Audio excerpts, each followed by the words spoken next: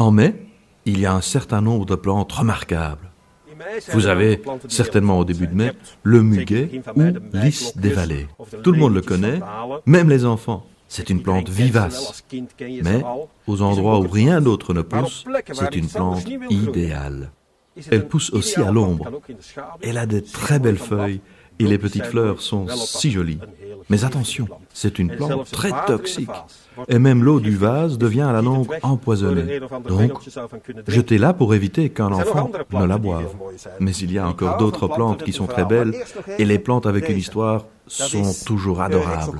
D'abord celle-ci, l'Exocorda macrantha, ou The Bride en anglais. Elle semble vraiment être en parure de mariée. Magnifique!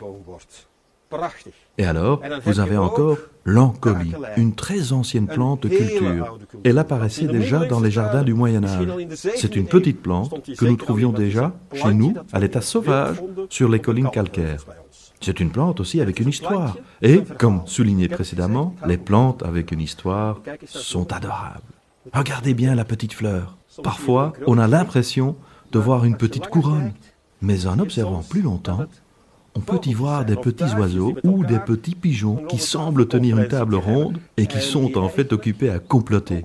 Pour les gens du Moyen-Âge, pigeon référait évidemment au Saint-Esprit. Comme la couleur normale de l'Ancolie est encore un peu plus claire, à savoir le bleu roi, qui était la couleur du manteau de Marie, vous voyez très souvent la représentation d'une Ancolie dans la peinture des primitifs flamands. C'est une petite plante qu'il faut avoir dans le jardin.